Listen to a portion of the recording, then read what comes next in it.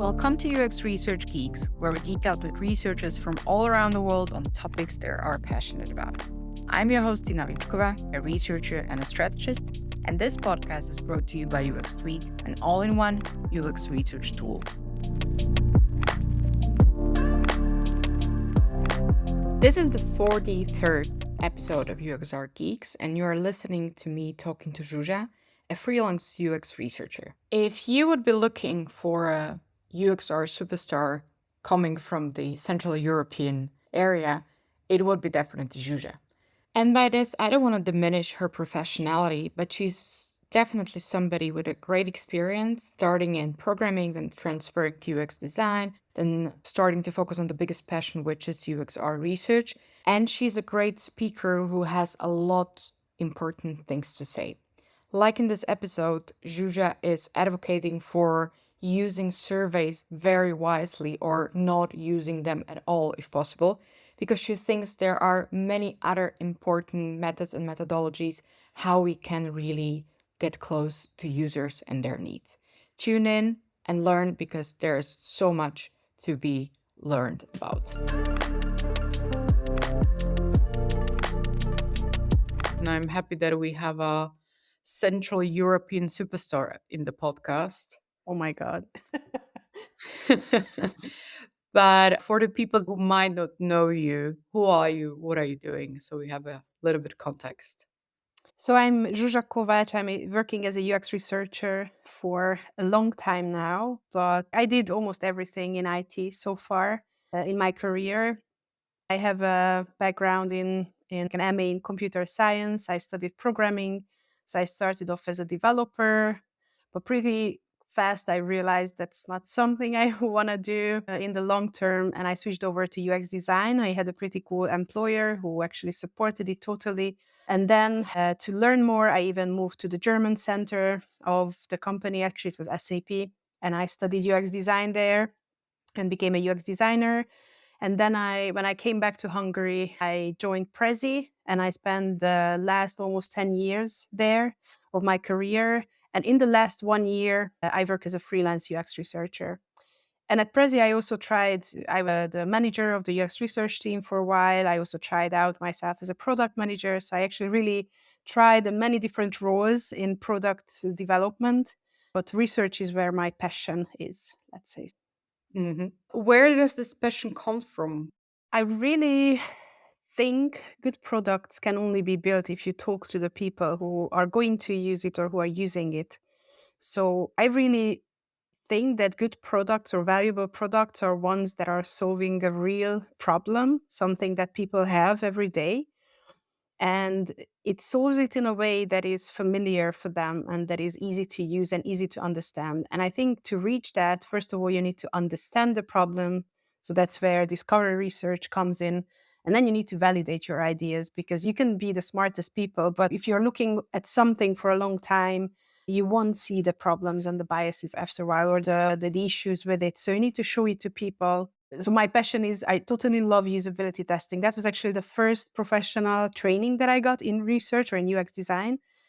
And I still think it's an amazing tool to discover problems and issues. Yeah, so I tried many different aspects of product development. And I think I'm the best when it comes to being the advocate for users. Mm-hmm. When we were preparing, and I'm looking into our notes, I like the sentence that you wrote there, that I don't believe in heuristic evaluation expert reviews. And this is what got my attention, because we probably disagree. And we were also talking about that we want a little bit provoke with this episode. So provoke the shit out of it if you would want to.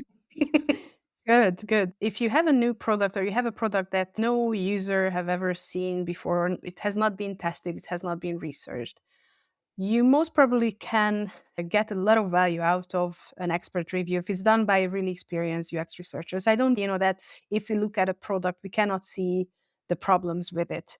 But every time I look at a product and I think I know what the problem with it is, then I do some usability tests and my mind is blown. Because there is no way you can come up with all the amazing ways users misunderstand the interface. that you are looking at. Because I think as every developer and everybody who's working on products, we are tech savvy people and we are used to certain things. And so we cannot even think with the head of someone who is not so tech savvy or coming from a very different background, having experience in a very different field. For a long time now, when I'm asked to evaluate a product, I don't even walk around in it too much. I have asked for an expert to help me to come up with the usability test tasks. I let users to discover it. And I love to discover a product through the eyes of users. It's always much more valuable. And yeah, sure, some of my hypotheses will be, of course, approved. There's so much more they will find problematic in it. So that's why I believe, sure, you can discover some issues, but you will never be able to discover every issue that is in there. And this is where it connects to one method that I don't want to use the word hate, but maybe it's appropriate in some ways, that you really dislike surveys. Why is that? Yeah, so I have a very complicated relationship with surveys. And the reason is that I really think good research, as I just explained it, how usability test works, that you have some hypotheses, and if you do it right, it actually opens up this world of problems that you thought in the beginning. And the same when it comes to discovery research. I think good research is that you start with like a hypothesis or some understanding of the problem space. And as you talk more and more users, the problem space is opening up.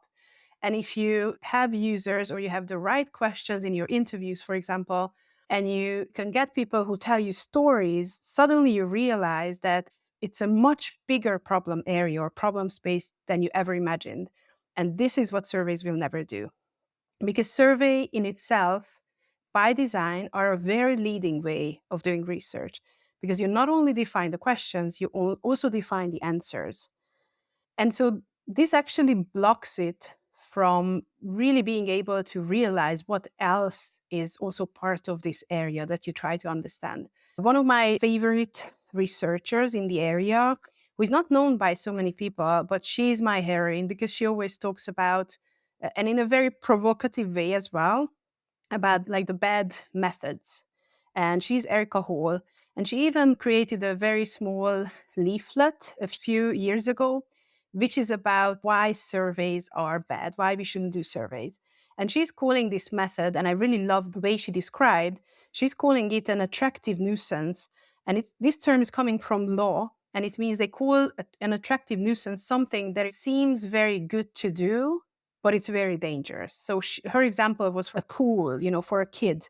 It's very lacking. They would love to go there, but it's very dangerous for them. And this is surveys in research because it looks like everybody thinks they could do a survey, right? And I think by the surveys that we come across every day, it seems that everybody is doing it without having the real background and without understanding what are the thousands of ways you can actually bias your own research without even realizing. Because if like you can ask the bad questions and you can set up bad answers, and then what you will do is only basically approve your wrong preconceptions, never realizing that you manipulated the whole thing. So that's why I really think it's a problematic thing. And it's also so too available. So since Google Forms is out there, anybody can do a survey for free. It even analyzes it for you, which is even more dangerous in many ways. And so it's too easy to set up, too cheap to run. And at the end, it will bring you numbers, which every stakeholder is obsessed with numbers. So unfortunately, a lot of the stakeholders are not educated enough to understand how qualitative research works. Somehow they would always go to quantitative, which is super important. But I think the two together are really powerful. Just one or just the other will never do the job. So they always want to have numbers, and it's a very, surveys seem like the best way to get both qualitative and quantitative results, when in fact, they will add numbers to your preconceptions most of the time. It's opposite of what research should be. So it's not opening up anything. You will not learn any new things. You will only see it as something that is approving all of the hypotheses you had. So this is what I usually see. And there are so many bad surveys. A few years ago, it was actually my hobby. And before, everybody asks you to fill in a survey, anytime I've seen a survey, I was filling it in, and there are so bad surveys out there. And still, and even big companies are doing terrible things in their surveys. And I wish more researchers would say, no, I'm not going to do your survey. I want to do 10 interviews instead. And I bet you will learn much more from 10 interviews than from a survey of I don't know how many people filling it in. I have now not even 100, but 200 questions. And I will go back to few of them. You just said in the last part is really striking me because yes, survey are a syndrome of the culture that we have in company that is really important to verify that you are right, even if you're wrong, but to verify that what do you think is right. This is something why I'm trying sometimes, and I know a lot of people do it as well when people approach you, stakeholders, to do research, to ask them what they really want to learn, what they not want to just verify, but what they really want to learn. So what you are mentioning is also a lot of, and you can disagree with me, of course, but it's a lot about the corporate culture and the willingness to really learn about the users and customer. Is there any situation where a survey is a good idea? Of course, surveys can be a good addition to your research, but I would never dare to run only a survey as research. So I think that's the most dangerous part. But I think all of us who did like bigger researches where you do 10 or 20 or even 30 interviews, after a while, you do start to hear patterns in the answers. And I think that should be the signature of, okay, now we have even enough feedback to set up a survey where at least we can list the most common answers because we've heard each of these like several times. And if you do that, you already did a lot to set up a good survey because you did your research before and you're not starting it blank. But the most dangerous thing is when you haven't done any kind of research before setting up the survey, then you really will only list your hypotheses without even thinking how different answers can be out there. And one thing also that people should understand, or researchers should understand, because they can say, sure, but we always put there the other like option as an answer. But you should also see that now people are also burnt out of surveys. You even if you buy a toothbrush, the company will send you an email to evaluate the toothbrush, and these are actually surveys. They want us to give our opinion on a topic in a written format or in a survey format. So we are a bit burnt out, and I just run actually a bigger survey recently, which was not the first. We had a few deep interviews about e-commerce, and then we did a survey, and people are not typing in answers. So that's the other thing. Even if your options are not really covering their answers, they are not going to write there, like a novel of how they think about it, what you could get in an interview if you ask them, but they will just answer you in 3 words. And what it resulted is, I just wanted to ask more questions. But that's not really an answer. So people are burnt out. They will not really spend a lot of time with your survey. They just want to get over with it. That's their motivation. And it's not the same as when you ask them to dedicate an hour and you're asking them, and you can ask extra questions and you can clarify things when you don't understand. It will never be that. So it just looks like you get a lot of answers and you get the opinion of a lot of people, but in fact they really just select something to get over with it and then finish it. Mhm. I like the idea of survey fatigue. That's a strong one, in my opinion. So, if I should paraphrase, it's if we did enough research and things are starting to repeat, we can verify with a survey or have offered the answers that we think that are coming up.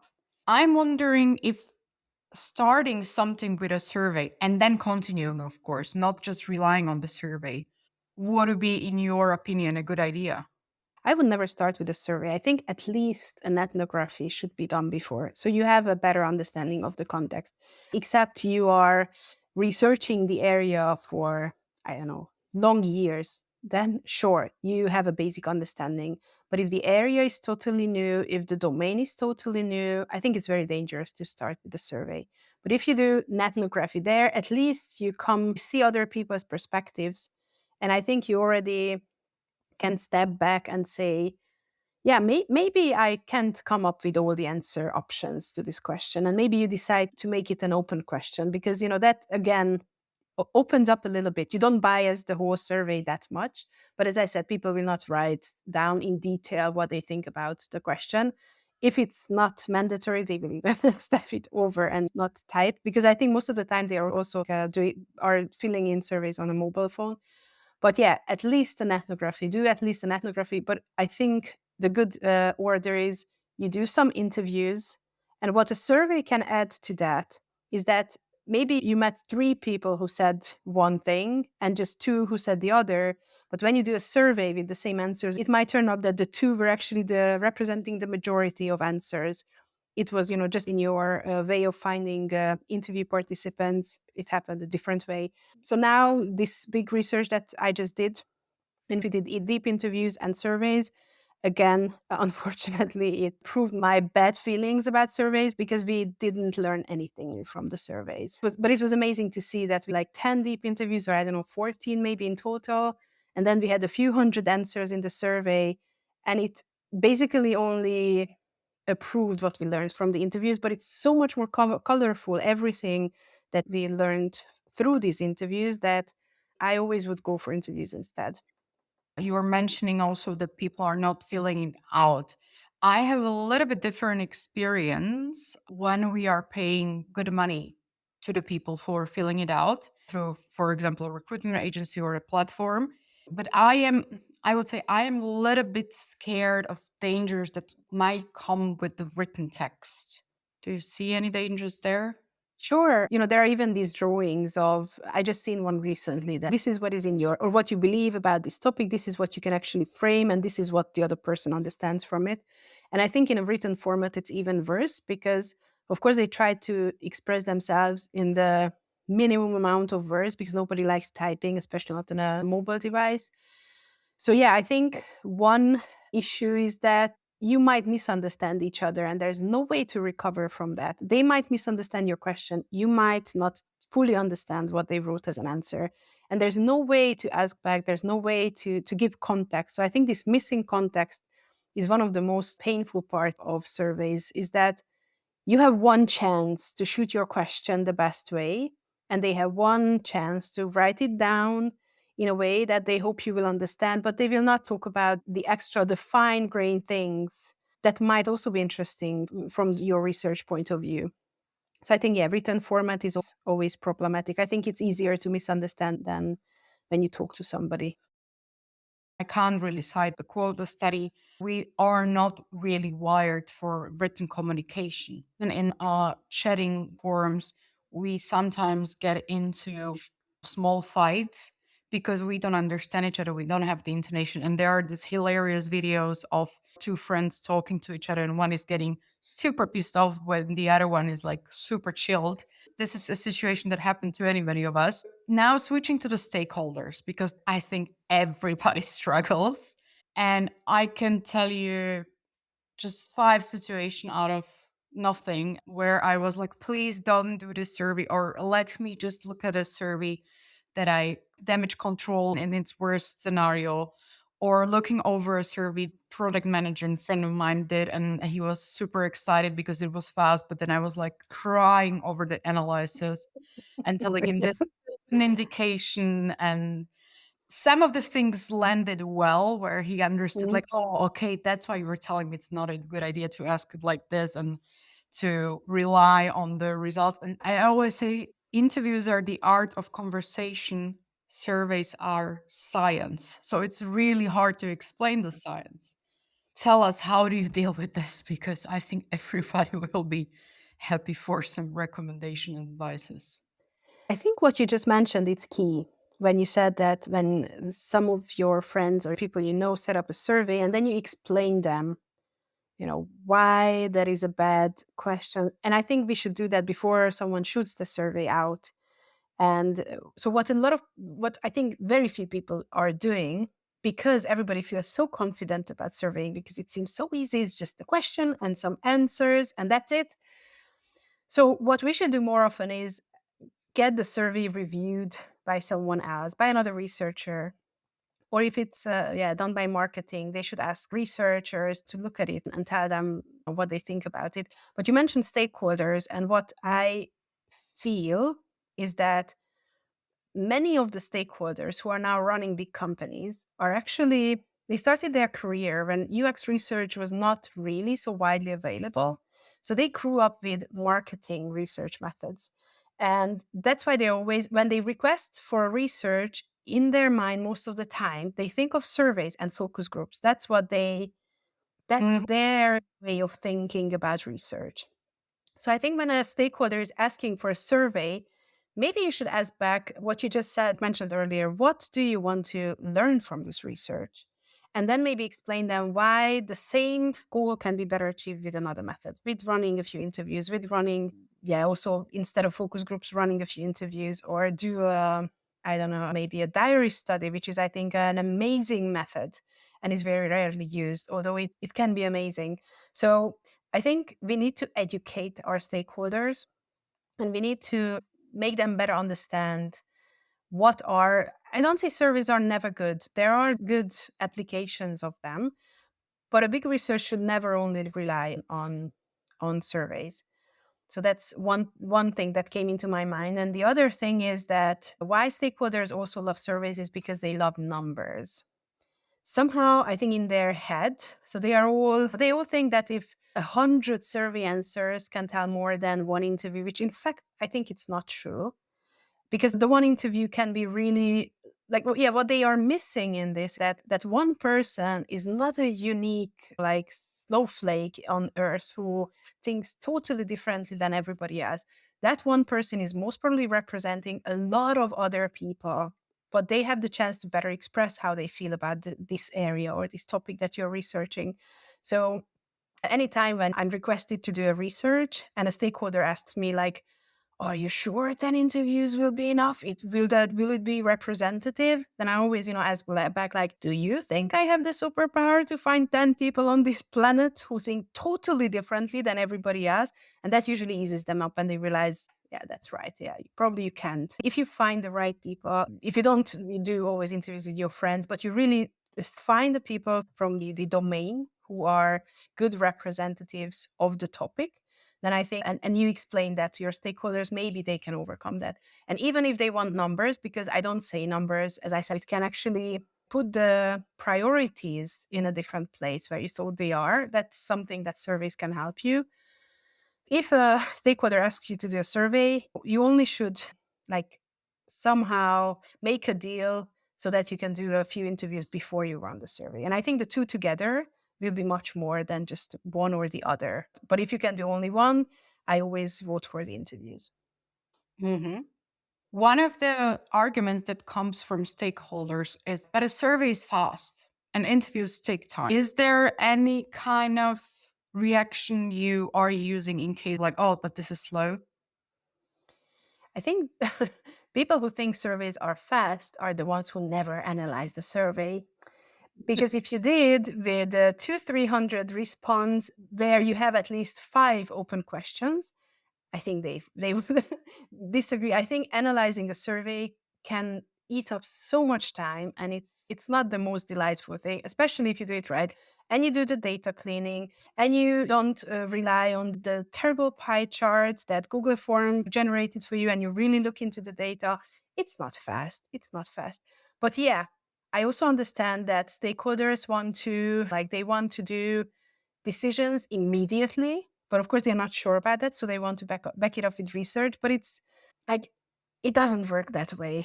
But I think a good answer to this is that yes, research won't happen. Good research won't happen from one day to the other, but development is even slower. And if you don't do your research, you might develop at the end something. When you think about the development cycle, writing code is always the longest part because that's when it turns reality. So if you don't do the research and you don't do the prototypes and the validation beforehand, then the longest part of the development will be like a failure at the end because you will do something that nobody will understand or it won't solve the problem or etc. You need a few weeks to run a proper research, but it's always better to run a research even if you need to wait a few weeks and then do the right thing than doing the wrong thing and then fix it. Maybe I have a one thing that I also tried. I let the stakeholder to run a survey that I reviewed Mhm. and then interviews, and we compared the results. Of course, I am treating my stakeholders with respect, and those are colleagues who are experts in other fields. But I was happy about the punch in the face that he got with my results, with my Mm. interviews. Another thing, and we will link to the article from you on Medium, you collected 5+1 problem areas of surveys, which I find a great summarization of those are the total no goes. Yeah, I wrote that like many years ago, and still meet people sometimes referring back to that article, which means maybe I should write more articles or just surveys is really an interesting topic to go what not to do with it. And yeah, from that hobby of mine, when I was filling in all the surveys that I came across, I realized that there are probably 5+1 big problems with surveys in general. I would say number one is when survey is your exclusive research method, or you don't do the interviews or at least an ethnography before, and you rely only on that. And I explained in depth why this is a problem. The second problem, I collected it or I summarized it as bad questions. So there are still a lot of surveys, and not just surveys, I should say also interviews. So this also relies on interviews. If you have bad questions, you will get bad, you will learn the bad things. So bad questions, what I mean about that, I think bad questions are, of course, there are the typical ones, the double barrel questions and the closed questions, and the yes no questions, which you should never ask in research. But I also often come across with conditional questions. It's still something that is not dying out. Would you do that? Would you buy this? How much would you pay for that? All the answers to these hypothetical questions are only speculations. This is something very, very hard to get through. And sometimes somehow people don't stop asking these. Then the third big problem area is bad answers. So I think the most common is when you don't list the answer that the respondent would like to reply to. And then if it's a mandatory question, all they can do, and there's no other, what they can do is choose from the not their answer options, one, and then it biases all the other replies because, it will overemphasize something that is not true. Most probably this will be the first answer option, or when there are too many or too complicated answer options, that's usually not good cases either. The fourth problem area is when the dismissing context that we also discussed, that I don't understand what they are writing. They didn't really understand my question. Like we can misunderstand completely each other. For this, a good solution can be if you test your surveys. That's actually like, so at least you can take out some the questions that are easy to misunderstand. So if you can also get users and just go through your survey and like double check if they understood the question, if their answer like option is among the listed ones, and so on. The fifth problem area is biased respondents, and that's also something I already mentioned. It's this, we are all burned out of surveys because there are so many, all the NPS that you even get on like SMS messages to evaluate everything, to give feedback. And it's, on one hand, it's a great thing that everybody would like to like evolve and they are asking users feedback, but I think it's also overdone several times. And what I also mean by sampled or biased sample is that what we experienced at Prezi, until we still had a quarterly running product survey, which asks the users to evaluate certain features and what they are missing and what they like and so on, was that first of all, the fill out rate was terrible. And it got worse, quarter by quarter. And the end, it was so far from representative that we actually even stopped doing that. And the other thing we experienced, that most of the time, the people who filled it out were the ones, like we call them the fans and the haters. Somebody who loved the product and they gave 5 stars to everything. Honestly, you don't learn anything from that. Sure, it's good to see, but it's not something you learn from. And haters are the one who just run into a terrible like bug where they lost a presentation or something terrible happened, and then they will write their review with their middle finger. So they are super angry. And, that's again not representative, because so every time there is a too strong emotion behind the feedback or an evaluation, that can be misleading a little bit. So it's not necessarily the thing you're looking for when you are running a survey. So, but the first thing is that you never know who are the people who are filling it out, like unless you pay for them and you can actually select who you want to fill in your survey. When you're sending it out to your users or to your subscribers, to your newsletter, you never know who are the ones who are clicking into it, that's filling it in. So that's the bias sample. And the plus one was the biased analysis, which, of course, in every research, it's something we shouldn't forget about. You can do the best survey, you can run the best interviews if you do a bad analysis of it at the end. But I think in surveys, it's even easier. You don't clear your data. You don't realize if someone put in, like, data cleaning can be simply that you check their answers and you realize that if they answer this, they cannot answer that because they are contradicting. And then you need to delete the whole row because it's something like was wrong there. So if you don't clean your data and you don't really go through the properly, you don't evaluate it properly, the open questions, which is always a serious pain to evaluate that with a lot of response. So you can, again, even if you had good questions and good options, you can still evaluate it at the end to turn it into what you want to see. And I don't know how your government does these kind of things, but at least in my country, it happens very often that they kind of evaluate things in a way that seems the best for them, just to approve what they wanted to hear. That's always a danger. So when we were talking about what to do or how to do surveys, you were mentioning always starting with interviews, arguing even with stakeholders about the value of it, also looking into our notes, thinking twice if you really need a survey. But I'm fascinated by the fact how much you dislike pie charts. Yeah, Tell me pie more. charts are the worst. Why is that? Why you are not in favor? It's not me, actually. It's serious scientists or data people who actually, there are a lot of articles, and it's fascinating because you never come across. And then if you Google what is wrong with pie charts, you will get dozens of articles.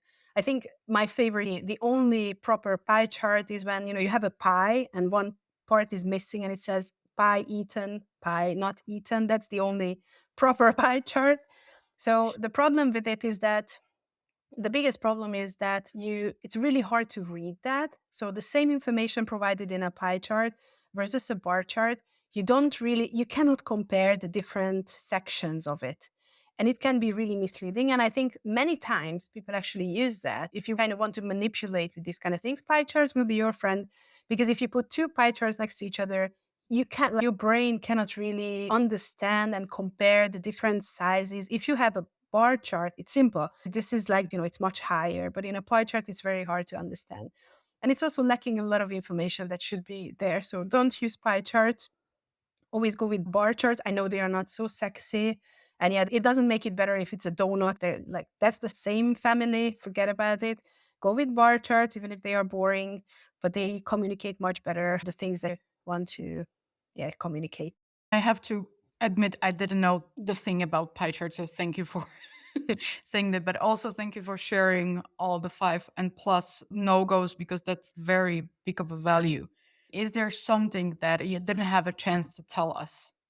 Yeah, one thing now that you asked, I think a researcher's job is not only to bring insights to the product development and to the stakeholders, but also to raise empathy. This is also a big part of design thinking. And you cannot do that with surveys. It will be just a row. It's totally inhuman. You cannot feel empathetic to a row in an Excel sheet. No way. But if you have interviews, you can do snippets. You can drag your stakeholders or your developers to interviews or to usability tests, and it will do great change. One of my favorite stories is we had a bug in the Prezi app, and I ran into it all the time in all of the usability tests, and I begged the developers to fix it, and they always said that's a technical limitation, we can't do that. I was really fed up, and then we tried to invite as many developers to sessions as we could, and they started to come to the usability sessions as well, but still not all of them. Yeah, and then once we did, it was viewing parties is what we tried. I read an article that sometimes you can get your developers come to the sessions, cut out the most important, pieces from the interviews or the usability tests and show it to them. And that's what I did. I even brought popcorn. It was a huge success among developers. They loved it. And then what I did is I cut out this one particular piece from 3 or 4 usability tests when the user is struggling with the button that is not working. I made them watch it. And it was shameful for them. And they felt so bad that this is really what they did, is that they fixed it for the next day. So there was no technical limitation anymore. This is what, if you see a real life person struggling or you hear a real life person explaining something, it can change so many things. A line in an Excel sheet have never changed anything, I believe. Erica Hall also has a brilliant, she has great articles on Medium. I recommend you to follow her. She wrote an article on surveys and one on focus groups as well. What is the problem? Why you shouldn't do that? So please go there and read them. And the NPS is a whole, we shouldn't even go there. That's another huge area, which is the most common survey actually, and it's not better than the rest. Yeah, I think, don't do surveys, please. If I can ask you one thing, do interviews instead. You will learn much more. You will meet amazing people, very nice people explaining their domain or their problems or things around their lives. I will just add 2 things. About NPS, there will be another episode where we go on and swear. Good. Looking forward to it. The second thing is that we are planning a webinar with you in the future. So everybody is welcome, because I think you have a lot to share. And thank you for sharing in this episode with us. Thank you for inviting me. It was really fun. Thank you for listening to UXR Geeks. If you enjoyed this episode, please follow our podcast and share it with your friends or colleagues. Your support is really what keeps us going. If you have any tips on fantastic speakers from across the globe, feedback, or any questions, we'd love to hear from you too. Reach out to geekspodcast@uxtweek.com. Thanks for tuning in.